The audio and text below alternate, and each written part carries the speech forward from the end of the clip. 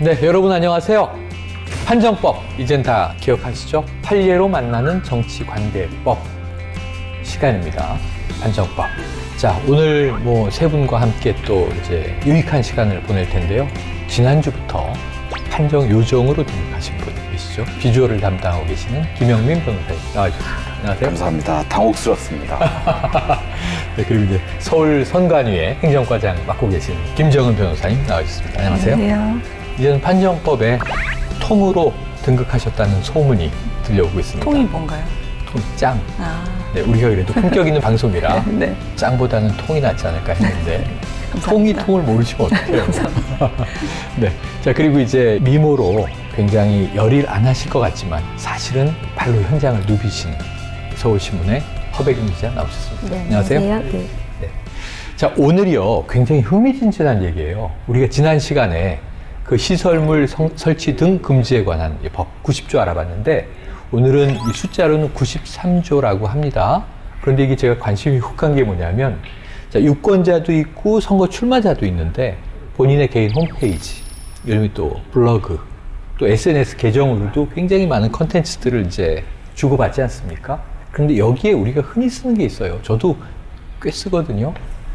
영화 포스터나 혹은 재밌는 광고를 패러디한 것들이 빵빵 터지는 게 있어서 이걸 이제 올리기도 하는데 유포하기도 하고 선거 시기 굉장히 위험하다고 하는 얘기가 오늘 등장을 합니다.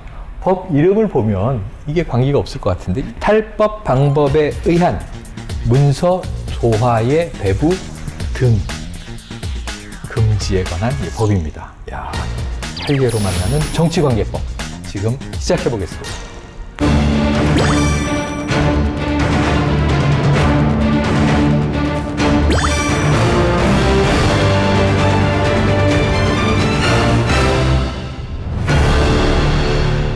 네, 오늘 이야기 관심 가져주십시오. 대부분의 선거 출마자들 혹은 또 유권자들까지도 대수롭지 않게 생각하고 게재하고 게시하고 했다가 아차 하는 순간 큰 코 다칠 수 있었던 그런 이제 법조항이라고 하는데요. 탈법 방법에 의한 문서 도하의 배부 게시 금지. 야, 이게 뭔지 먼저 좀 설명 부탁드릴게요. 네, 그 제목부터 좀 어렵습니다. 탈법 방법. 네. 제가 만일에 법을 만들었으면 탈법적인 방법에 의한 시설물 등의 설치 금지. 네. 이렇게 제목을 만들고 지금 은근히 국회에 가시겠다는 마음을 피력하신 거죠? 네네. 탈법적인 방법으로 법에 정해진 것 외의 방법으로 네. 뭐 이런 문서 도하를 하면 안 된다 이런 취지입니다. 구체적으로 내용을 보면 기간은 180일부터 선거일까지 약 한 6개월 정도예요. 네네. 선거일 전에 한 6개월 정도. 금지 기간이요. 네네. 그다음에 목적도 마찬가지입니다. 선거에 영향을 미치게 하기 위하여 그것도 마찬가지고. 그거 이제 익숙해졌죠, 네. 우리가. 그다음에 법에 규정된 외 이것도 마찬가지입니다. 네, 그러네요. 법에 규정된 외의 방법으로 후보자 정당을 지지하거나 반대하는 내용이 포함되어 있거나 또는 정당이나 후보자 명칭, 성명을 나타내는 그런 광고 또는 이와 유사한 것들, 벽보, 녹음 이런 것들을 배부하거나 상영하거나 살포하거나 이런 것들을 금지한다 이런 규정입니다. 네. 이런 규정을 왜 만들었느냐? 이거는 비용을 덜 들게 하는 선거. 결국 공정한 선거. 돈 많은 사람과 돈 없는 사람이 네네. 서로 차별이 되지 않는 선거를 할 수 있도록 하겠다. 그런 취지로 이 규정을 만든 겁니다. 예, 우리 김효정님께서 워낙 깔끔 설명을 해주시기 때문에 왜 웃으세요? 네, 김요정이라고 하시길래. 그게 동의하시는 거죠? 너무 자연스럽습니다. 네. 자, 그래서 이제 이해가 되는데 그래도 조금 구체적으로 어떤 예시 같은 게 좀 있을까요? 아주 쉬운 예로 저도 어렸을 때 제가 촌에서 살았는데 네. 촌에는 그 벽지가 다 제대로 돼 있지 않습니다. 네네. 그래서 저희 집 벽지의 상당 부분이 달력으로 돼 있었어요. 달력. 한 장짜리 1년 달력. 거기에 정치인 그 사진 딱 나오고 이렇게 된 그런 달력이 많이 있었어요. 정치인이 배포한 달력이요. 그렇죠, 그렇죠. 그거 이제 받았다가 벽지 이제 떨어지거나 이렇게 하면 군데군데. 옛 어르신들이. 저는 그래서 이 사람은 누군데 이렇게 우리 집 벽에 많이 있나 이런 생각을 한 적이 있는데. 저희 둘이는 지금 이해를 못하고 있습니다. 죄송합니다. 참 이게 잘못 이해를 잘못 들은 거예요. 촌이라고 얘기하시면 촌일뿐만 아니라 옛날이에요. 죄송합니다. 그래서 이제 정치인이 자기 사진이 게시된 달력을 만들어서 배포한다. 이게 이제 아주 전형적인 예가 되겠죠. 이해가 됐네요. 표현의 자유와 관련된 것 같아요. 그럼 분명히 또 제가 보기에는 이제 시민사회 논란이 있었을 것 같은데 허 기자님, 이거 어떤 논란이 있었습니까? 네, 이게 아무래도 90조와 93조가 가장 좀 반발이랄까 비판이 많은 조항인 것 같은데요. 최근 사례를 통해서 한번 말씀을 드리겠습니다. 그 2016년 총선에서 총선 넷이라는 이제 시민단체가 일종의 낙선 운동을 벌였는데 이제 방식이 어떻게 됐냐면은 최악의 후보 10명을 뽑아가지고 그 10명의 지역 선거 사무실 앞에 가서 그 앞에서 이제 피켓 시위를 한 겁니다. 네. 그렇게 해서 결국 이제 선거법 위반으로 이제 재판에 넘겨져서 지금 항소심까지 모두 유죄로 이제 벌금형이 이제 선고가 됐는데요.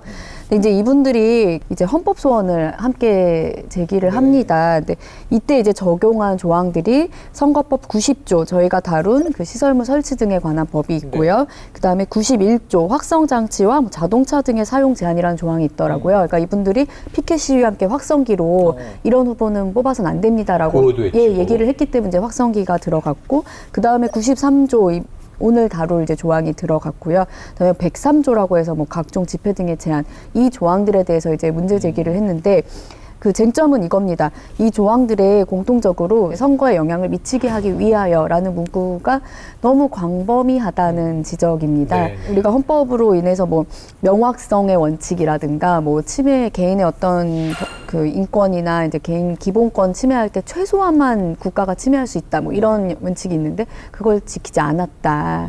그 문제 제기를 했습니다. 지금 미디어가 발달하면서 유권자들이 이제 인터넷으로 선거운동하는 맞아요. 문제가 많이 되지 않습니까? 그래서 뭐 254조까지 함께 다 묶어가지고 표현의 자유를 제한하는 조항들로 비판을 받고 있습니다. 네, 자, 시민사회에서는 이제 논란이 컸군요. 그래서 헌법 소원까지 이제 가게 되는 상황이 벌어졌습니다. 그렇다면 이제 헌법재판소에서 이 사안을 다뤘을 텐데, 자, 한번 그 내용을 정리해 주신다면 어떤 내용이 됩니까? 이 헌법재판소 판례를 설명드리기에 앞서서 지난 시간에 설명드렸던 90조 그 시설물 관련된 규정 그리고 오늘 다룰 93조 이 탈법 방법에 의한 뭐 문서도와 배부에 관한 규정 이것을 그냥 단순하게 생각해 보시면 90조는 현수막 내거는 거 안 된다. 93조는 인쇄물 배포하는 거 안 된다. 이렇게 그냥 생각하시면 돼요. 네. 그런데 93조는 좀 더 그 수단을 다양하게 구성을 했는데 우리 김요정님께서 법조문을 한 번만 다시 한번 읽어주시겠습니까? 이 어려운 법조문을 네네. 광고, 인사장, 벽보, 녹음 그 밖에 이와 유사한 것을 배부, 살포, 상영, 게시하는 것을 금지한다. 네. 그 밖에 이와 유사한 것까지도 금지하는데 오. 이게 뭐냐? 네. 이게 이제 쟁점인 거죠. 아하. 제 마음을 다 읽으셨네요. 네. 예, 아. 그래서 인쇄물만 생각할 수 있는데 이제 인쇄물만 규정을 하다 보니까 대상 매체 그 밖에 이와 유사한 것이라는 것이 워낙 광범위하게 규정되어 네. 있어서 일반적으로 우리 유권자들이 뭐 홈페이지에다가 그 게시물을 게시하거나 동영상을 게시하거나 이런 부분들 그러니까 선거에 관련된 있는 내용들을 그렇게 동영상을 게시했을 때 그러면 과연 이것이 그 93조에 따라서 그 밖에 이와 유사한 것에 뭐 내용을 게시했느냐라고 해당되느냐라고 헌법재판소에서 뭐 판단을 하는 그 사안이 있었습니다. 이게 제 그게 궁금했어요. 네네네. 요즘 온라인 활동이 너무 많다 보니까 인터넷, SNS 이런 데서 이제 선거 관련해서 이러한 의견들이 돌아다니는데 포스터도 붙어 있고 사진도 붙어 있고 심지어는 뭐 영상도 붙어 있고 그렇단 말이에요. 자, 그럼 이 내용이 어떻게 다뤄져야 되는 건가요? 요 사례 실제 사례는 어땠냐면 네. 이 헌법 소원이 세 가지가 된 것을 합해 가지고 한꺼번에 이제 재판을 한 사안인데 이게 뭐 좀 재밌는 사안입니다. 네. 하나는 이 2007년 대통령 선거 관련해서 이제 후보나 정당에 관련된 UCC를 만들어 가지고 포털에 게시하려고 하니까 네. 선관위에서 안 된다 이렇게 한 거예요. 그러니까 이걸 선관위에서 규제한다고 하니까 이게 내 기본권을 침해하는 거 아니냐, 요거 좀 판단해 주세요라고 이제 헌법소원 청구를 한 게 하나 있고, 또 하나는 실제로 반대 글을 이제 인터넷 사이트에 여러 개 올렸는데 그게 이제 기소가 됐어요. 검찰에서 수사에 의해서 기소가 돼서 재판에서 이제 유죄 판결도 아예 받았습니다. 그러니까 상소를 해놓고 이거 법이 잘못된 거요, 이거 좀 판단해 주시오라고 이제 헌법소원을 한 게 있고, 또 하나 2010년 지방선거 관련 대학생이 뭐 시장 후보 이제 출마하려고 하는 분과 관련한 글을 이제 블로그에, 그것도 인터넷이죠. 글을 올렸다가 경찰에서 소환 딱 하니까 이 순간에 벌써 나 이거 경찰에 소환되는데 이 법 때문에 법이 잘못돼서 그런 거니까 이 법이 잘못된 거 심판 좀 해주시오. 이렇게 요청을 해서 그 세 개의 사건이 합해져서 이제 헌법재판소에서 한꺼번에 재판을 한 겁니다. 이럴 때도 제가 조금 이제 식자 우한일지 모르겠는데 병합이라고 하나요? 네, 세 개의 사건이 합쳐져서 한꺼번에 이제 재판을 한다 이런 뜻이죠. 왜냐하면 헌법재판소에서 판단해야 될 쟁점이 딱 한 가지, 똑같은 거니까 똑같은 사안이니까 한꺼번에 판단을 그래요? 하신 거죠. 자, 세 가지가 합쳐져서 지금 이제 헌법재판소에서 헌법소원을 처리하게 됐는데 그럼 검찰 쪽의 논리도 있겠네요. 이게 왜 법에 저촉된다는? 이런 인터넷에 올리는 글을 올리는 것 이것도 아까 그 제가 조문을 읽어드렸는데 이 직접 문서를 돌리는 것 외에 그밖에 이와 유사한 거 아니냐. 전자문서니까 유사한 거 아니냐. 고항이 걸린다. 유사하다. 이렇게 판단을 한 겁니다. 근데 이제 헌법재판소에서 이게 어떻게 다뤄졌고 어떤 결정이 나왔는지 너무 궁금한데요. 당시에 이렇게 기소가 된 배경을 먼저 말씀드리면 새롭게 우리 유권자들이 인터넷을 통해서 자기 의사표시를 활발하게 하면서 당시에 이제 UCC라는 어떤 동영상 같은 것을 만들어서 인터넷에 게시하게 됩니다. 새로운 유형의 어떤 방식이 나오다 보니까 이것이 그 밖의 이와 유사한 것에 해당돼서 그것을 게시한 것에 해당된다. 그러니까 93조 위반으로 본다라는 운용 기준을 세워서 93조의 적용 대상으로 보았고 그래서 이제 유권자의 입장에서는 정치적 그 표현의 자유의 침해다라고 보아서 실제 그 기소된 과정에서 이렇게 헌법재판소에 이제 헌법소원을 청구를 하게 됐는데 그래서 이제 헌법재판소에서는 판시하기를 인터넷이라는 것이 비용도 들지도 않고 그다음에 누구나 접근 가능하고 그다음에 투명한 오픈되어 있는 공간이고 또한 또 그 정보 수용 과정이 우리 유권자들이 직접 찾아가서 열람하고 게시하고 찾아가서 이렇게 접할 수 있는 공간이고 또 선거 과정에서도 어떠한 다른 오프라인의 운동들보다도 더 이렇게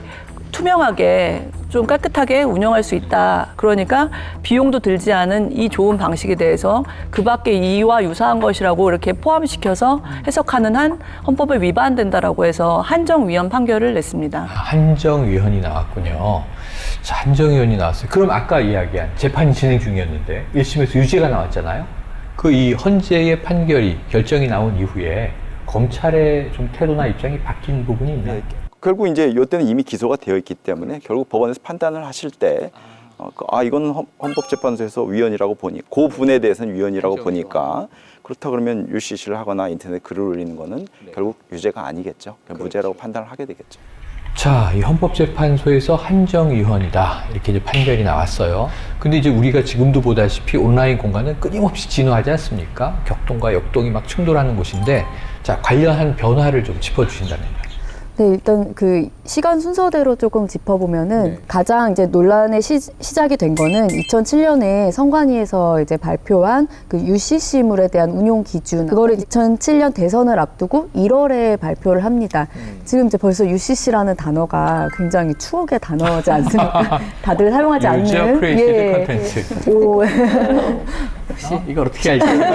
이걸 제가 어떻게 알죠? 그 당시에는 약간 이제 신문물에 가까운 맞아요. 이제 뭔가 동영상을 만들어서 하는 선거운동이었는데 선관위에서 이제 이것이 선거법 위반이 될 수 있다. 어떤 게 될 수 있냐면은 이제 대선 180일 전부터 어떤 특정 후보자나 정당에 대한 지지 또는 반대, 추천 이런 의견을 담은 UCC에 대해서는 선거법 위반이 될 수 있다고 이제 적용을 했습니다. 당연히 이제 시민사회 단체나 뭐 유권자들은 많은 비판을 했고 반발을 했고요. 표현의 자유를 억압한다 이런 주장이었습니다.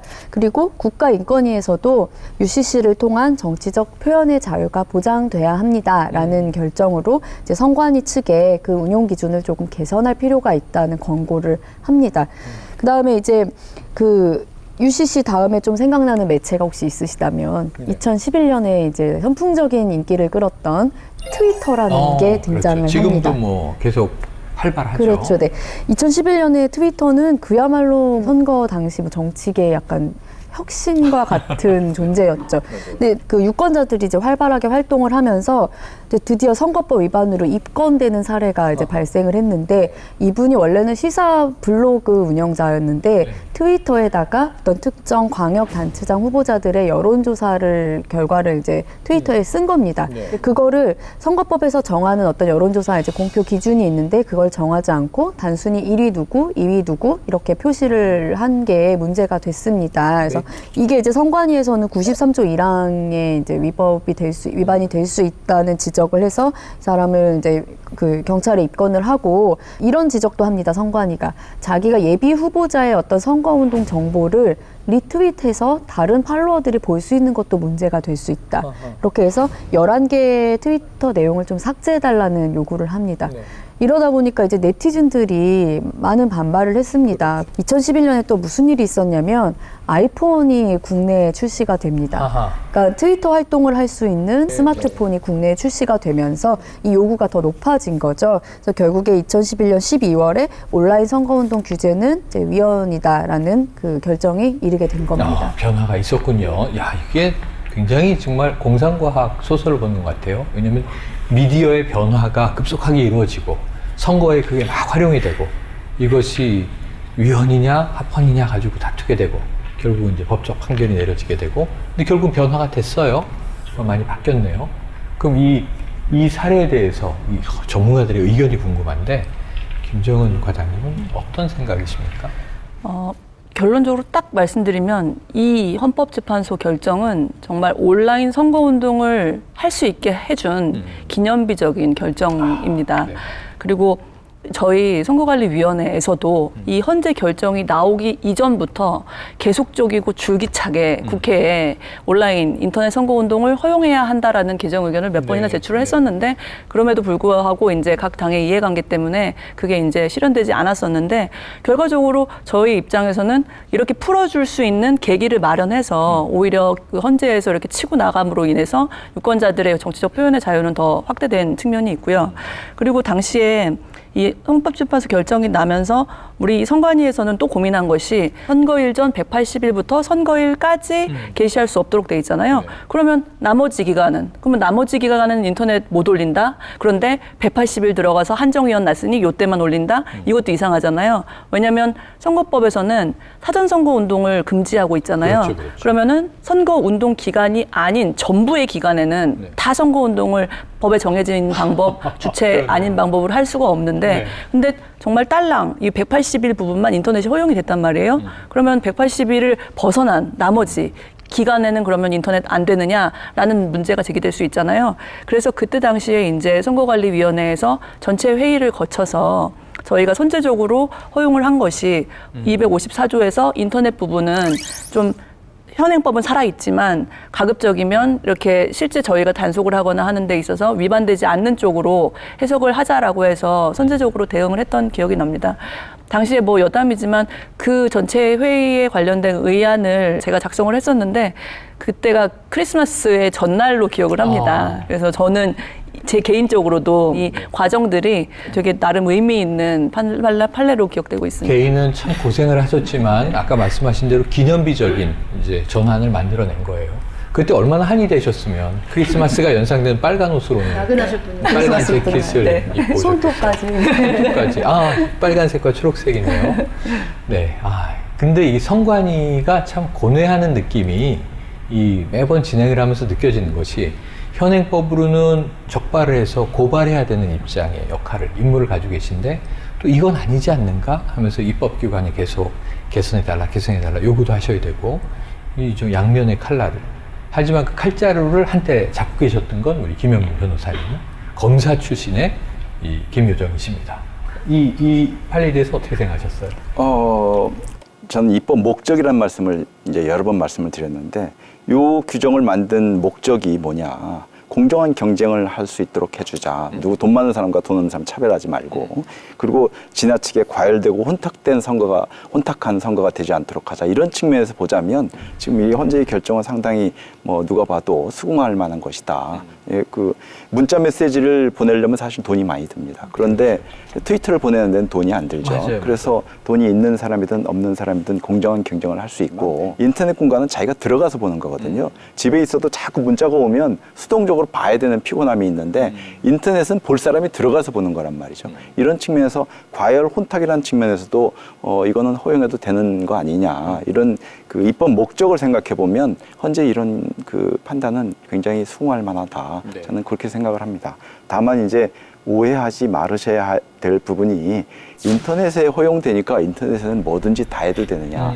이건 아니죠. 네. 자유로운 의견을 개진하라고 하는 것이지 여전히 그 내용이 허위사실이나 후보자 비방하는 게 되면 여전히 처벌 대상이 됩니다. 그렇죠. 그래서 보니까 뭐 사이버 공간에도 명예훼손, 허위사실 유포, 정보통신망법 위반, 뭐 막 여러 가지가 이제 터져 나오는데 이게 또 SNS도 끊임없이 진화를 하고 있다 보니까 그래서 많이 좀 자유로워졌다 이런 생각이 드는데 하지만 그 내부에서도 법 적용에 대해서는 또 엄격한 기준과 칼날이 존재한다. 이렇게 우리가 인식을 해야 될 것 같습니다.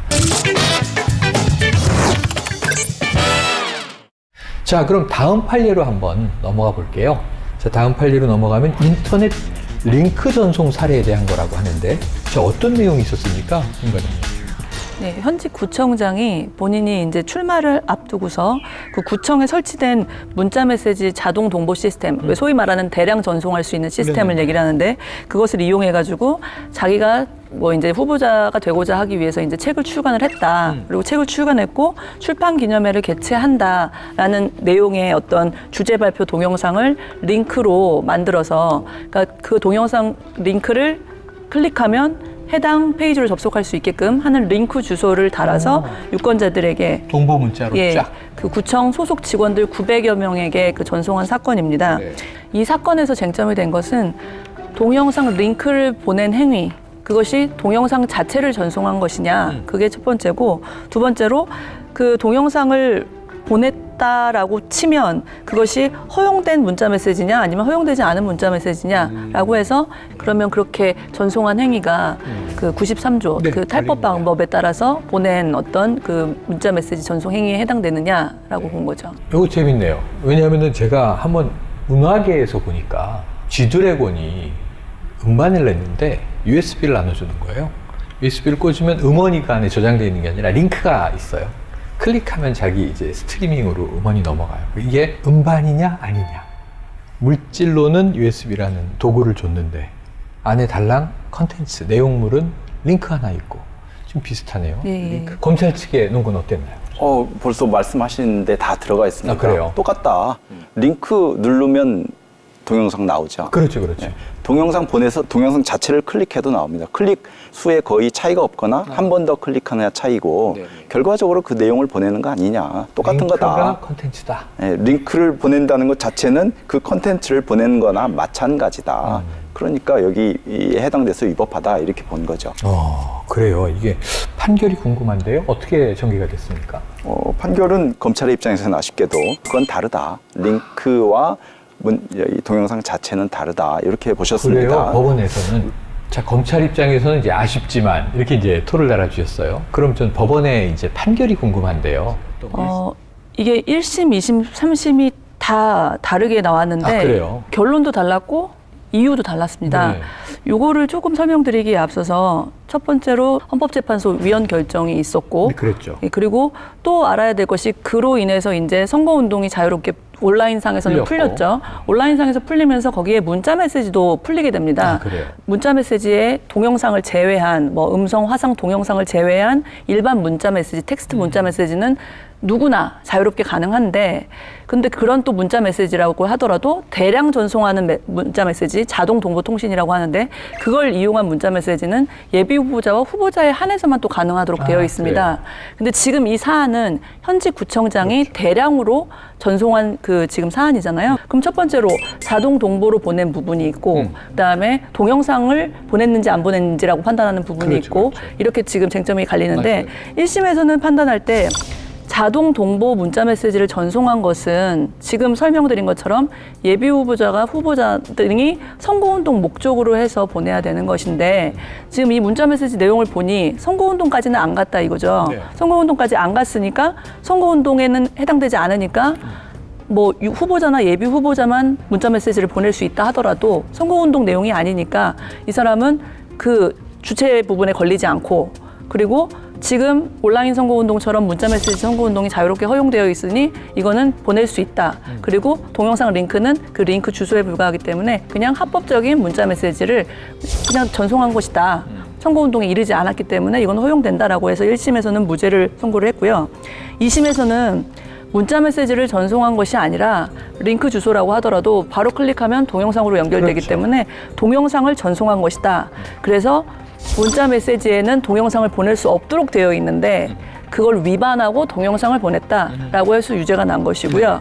그리고 대법원 이게 중요해 보입니다. 대법원 판례에서는 결론적으로 유죄를 선고를 했습니다. 유죄를 선고를 했는데 링크 전송한 행위는 동영상을 보낸 것이 아니다. 그러니까 문자 메시지에 안 되는 그 동영상을 보내는 것이 아니기 때문에 위반은 아니지만 그렇지만 대량으로 살포한 것, 그 자동 동보 통신을 이용한 것은 그 후보자라는 어떤 그 주체가 정해져 있기 때문에 그래서 93조 위반이다라고 해서 1심, 2심 대법원까지 유무죄를 판단하면서 이유도 다르고 유무죄의 결론도 달라지는 그러네요. 좀 복잡한 판례입니다. 두 가지의 속성이 섞여 있었는데 각각의 판단이 다 달랐군요. 야, 저는 아날로그 시대 사람이라 이게 링크가 다 법원의 판단이 내 생각과 다르지 이런 생각이 드는 게 예식장 가면은 식사 쿠폰을 줘요. 이 쿠폰이 링크예요.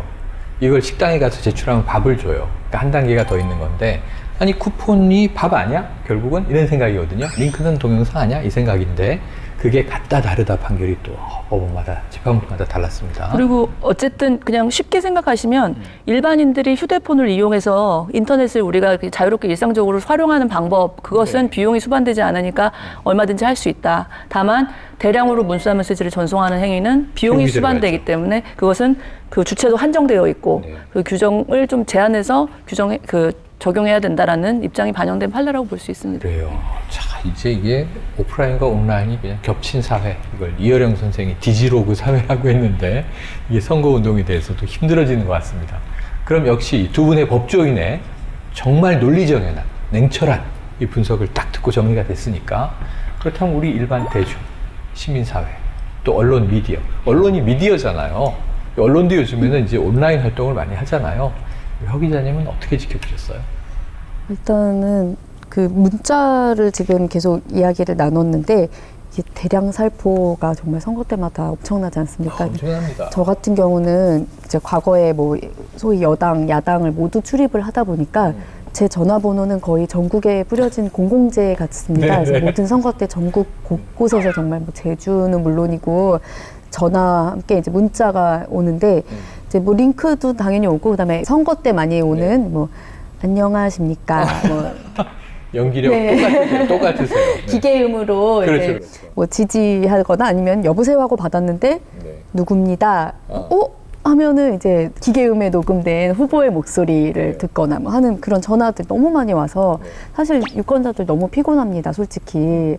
어떤 광역단체장 후보가 이제 ARS를 통해 가지고 유권자 64만 명한테 선거 2달 전에 전달했다가 이제 검찰에 고발이 됐습니다. 이걸 누가 고발했냐면 같은 당의 이제 그 경쟁자들이 이제 고발했고 그렇죠. 그래서 결국은 무혐의를 받았는데요. 이제 이게 지지 호소 음성 메시지가 이제 쟁점이 됐는데 나중에 이제 선관위에서는 이게 대상이 그러니까 유권자, 그러니까 딱 그 지역구 유권자의 당원들에게 전달이 됐다고 해서 이제 소위 말하는 무작위 뭐 대량 살포는 아니었다고 판단을 한 것 같습니다. 네, 그래요. 자, 어쨌든 이게 온라인이냐 오프라인이냐의 문제를 또 뛰어넘어서 우리가 이 지난 시간부터 얘기한 선거에 영향을 미치는 행위가 계속 또 이제 문제가 되는군요. 그리고 한 가지 궁금한 게 아까 이 동보문자 메시지요. 그럼 요즘에 많이 쓰는 뭐 카카오톡 같은 요런 메신저들은 좀 다른가요, 판단이? 소위 말하는 무슨 톡이라든지 혹은 뭐 트위터라든지 페이스북이라든지 이런 형태가 인터넷을 기반으로 해서 스마트폰이잖아요. 그러니까 인터넷을 기반으로 해서 누군가한테 그 전자 시스템을 이용해서 발송되는 행위 이것을 결국에는 선거법에서는 전자우편이라고 규정을 하고 있습니다. 통칭을 하면 그렇죠. 그래서 과거에는 선거법에서 문자 메시지와 전자우편을 조금 달리 규정했었습니다. 왜냐하면 전자우편은 비용이 들지 않는다고 보았고 일반적으로 맞아요. 근데 문자 메시지는 통신 비용이 들어가기 때문에 맞아요. 그래서 문자 메시지를 조금 이렇게 엄격하게 규정했던 측면이 있는데 지금은 문자 메시지나 톡 이런 것들을 함께 같이 네. 온라인 선거운동으로 보아서 풀어지게끔 이제 그 입법이 보완됐습니다. 이해가 됐습니다. 이해가 됐습니다. 야, 이게 판정법을 진행하다 보면 정말 우리가 이 변화하는 사회에 따라서 선거와 관련된 또 정치 관련 법도 여러 가지로 변화를 거치는구나 하는 이 느낌에 굉장히 좀 제가 심리적으로, 정신적으로 지식이 풍요로워진다는 느낌도 있는데 무엇보다 민주주의에 대한 인식이 전자민주주의 시대 민주주의에 대한 인식이 세워지는 것 같아서 아주 좋아요. 자, 오늘 두 개의 판례가 버라이어티했습니다. 흥미진진했는데 세 분들의 의견을 좀 들어보도록 하겠습니다. 우리 판정 요정 김 전 검사님은 어떤 생각이 드셨습니까? 요정이란 표현이 상당히 부담스럽습니다. 아, 네, 그래요. 여전히 당혹스럽기도 하고. 헌재에 거실 건가요? 저 뭐 법률적인 것보다 저도 뭐 시민의 한 사람이니까. 네, 그렇죠. 저는 그 선거 때마다 오는 그 문자 메시지에 상당히 좀 반감을 가지고 있습니다. 제가 동의해서 제 전화번호를 가지고 있을 만한 후보자한테서 오는 건 상관이 없지만 저희가 동의하지 않았는데 도대체 어떤 방법으로 제 전화번호를 입수했는지 몰라도 무작위로 그렇게 날라오는 문자가 오면 저는 원칙이 저 후보는 반드시 제가 찍지 않는다는 것이 제 원칙입니다. 그래서 이건 사실 분명히 불법이거든요. 동의 없이 다른 사람의 전화번호를 수집하는 거는 이건 좀 안 했으면 좋겠고, 그리고 우리 시민들도 유권자 여러분들도 동의 없이 오는 거는 꼭 기억하셨다가 반드시 그분은 찍지 말아주세요. 그래야 없어질 겁니다. 지금 선거 영향을 주신 거 아니에요? 근데 저는 하여튼- 신기하게 저희 지역 후보한테는 안 오고 저도 그런 마음으로 난 독이만 해봐라 안 찍는다 이러는데 다른 지역에서 어차피 찍을 수 없는 이게 다르구나. 저는 너무 고마워서 저를 어떻게 알고 이런 또 정보를 보내주실까 찍어주고 싶은데 말씀하신 대로 다 다른 지역이에요. 제 투표권이 없어요, 그 지역. 저는 우리 김 변호사님한테 혼날 만한 이야기를 하자면 네, 기대됩니다. 사실 모든 선거운동에는 다 양면성이 있기 마련이죠. 저희 기관에서는 보면 가장 억울하고 참 안타까운 게 문자 메시지와 카카오톡 왜 달리 규정한 단속하냐, 뭐 들쑥날쑥 단속 규정 뭐 이렇게 나와요. 근데 현행법상에서 그 개념에 맞게 적용을 하다 보니까 그렇게 그 현실성이 떨어지는 어떤 그 집행이나 이런 지침을 내릴 수밖에 없게 되는데, 왜냐하면 법에 충실할 수밖에 없기 때문에.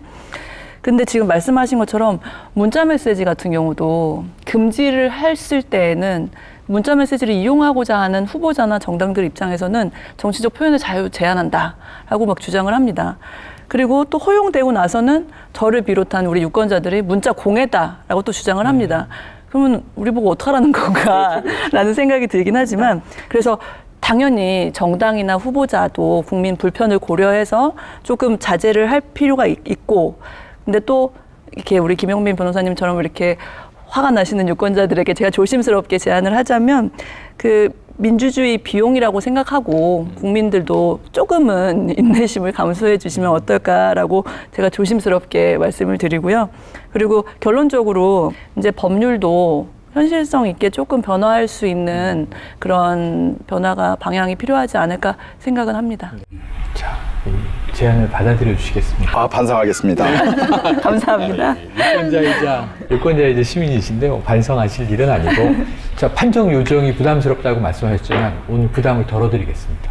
마무리를 하면서 제가 오늘 쭉 이 흥미진진한 이야기, 오늘 정말 재밌었어요. 보면서 그래, 선관위가 이런 두 개의 고민을 동시에 하는구나.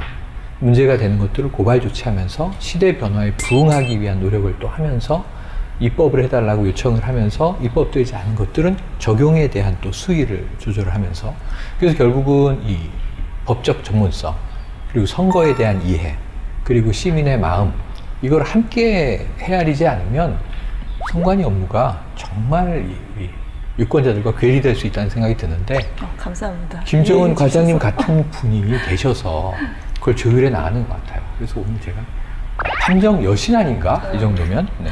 감사합니다. 그러면 나만 기자냐? 허 기자님이 이제 이러실 수 있지만 그 다음에 또 고민해 볼게요. 또 호칭 인플레가 되는 것 같아요.